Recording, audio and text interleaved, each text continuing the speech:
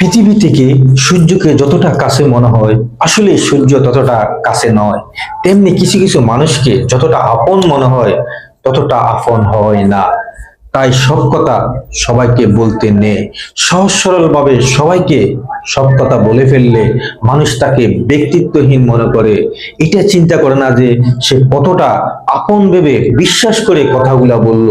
মানুষ সরলতাকে দুর্বলতা মনে করে, তুচ্ছ তাচ্ছিল্য করে, কখনো কখনো আবার সেই কথার মধ্যে রং মাখিয়ে তার বিরুদ্ধে কাজে লাগায়।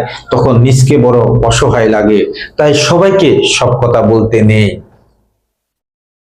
পৃথিবী থেকে সূর্যকে যতটা কাছে মনে হয়, আসলে সূর্য ততটা কাছে নয়।